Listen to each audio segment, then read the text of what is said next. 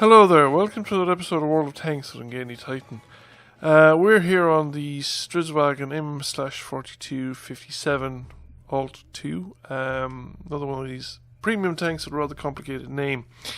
It is Tier 6, we're on Sand River, and we were part of the Wargaming Quest. I think it's the last game I'll probably show out of the highlights of the Wargaming operation. There were couple of other, you had to get the Japanese Chinese line, so I got that using the Edelweiss. It was a sniper medal, but I don't have a complete match. Well, it was rather short. I didn't last very long. I got rather overwhelmed on top of the castle, but we managed to achieve the sniper medal in that short space of time, which means I got the 10 shots out and an 85% hit rate. This thing is, well, the other tank I had eligible for the Czech Swedish thing was the Skoda T40, and this is kind of similar. Lightly armoured, possibly a smaller tank. View range is, as you can see, not great. Do really need vision. Now I've put binoculars and camera netting, and I've actually used the toolbox because really I couldn't think of anything else to be doing, and there are, for practical purposes, no skills in the crew. We have tank mastery because we bought a crew at 100% skill, but that's it. Camo isn't anything remarkable, but it is an autoloader. Gun handling seems to be not too bad for the two games that I've played in it. But like all autoloaders, the longer you keep them in the game, the more dangerous they become, and the more potentially effective you can make them.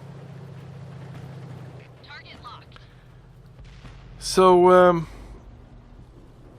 again, I like the center in Sand River maps. I think it's a useful spot to give you view range, and it gives you opportunity to shoot and dominate the map in every possible direction. We've managed to put a couple of rounds there into the T-34-88. Then we back off. The tank is quite lightweight, so it just bounces around a bit. You've seen it earlier on as well, where I drove it over the cliff edge. But like we can see against the Jackson here, that it's not terrible. That's decent enough performance, I think, from a gun. I think it might be a little on the weak side against top tier tanks, when it's bottom tier. But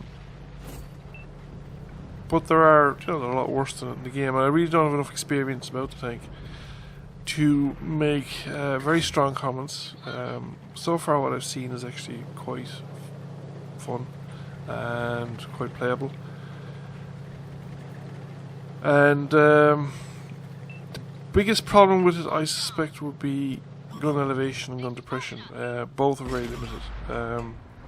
It's on a pivot turret, but there isn't a lot of pivoting room on that turret, so you could find yourself very caught on occasion for both elevation and gun depression. We have the game well in hand, and that pretty much completed my requirements for the Wargamer operation. I also, like I said, managed to get the Japanese with the Edelweiss and the Russians with the S14-1 artillery, where I had a pretty decent game with a first-class mastery and a Gore's medal. However, it's an artillery replay, so they're not exactly the most exciting things to watch. I have gone back to playing the Tier 10 Americans using the Tier 10 Silver Boost to make money. I've actually been making money at Tier 10 with the Silver Boost and using the silver earning operations. Combination of the two has generally meant that I've been able to make money. However, I don't play Tier 10 very well, so I'm mostly using it to try and improve my game, try and keep my gun in the game longer, and try and probably shoot that a little bit more effectively. The big one being keep the gun in the game. I think just my own personal failings in eyesight and hand-to-eye coordination and stuff I seem to have had since very early on in the game settled down to about a 60% hit rate, and I've never seemed to shift that number, whereas what I'm trying to do now is increase my survival times. I reckon I've also discovered that I am actually still very poor at stuff like side-scraping. I'm not good at covering the front of my tank. It may be an intrinsic fault to myself. I do know that I have issues, in real-life issues with depth of field and stuff like that, which may be translating over into the game play as well. However, we continue to try and improve, so if you enjoyed the video, please press like. If you haven't already done so, consider subscribing to the channel, and I'll catch you all again soon. Bye.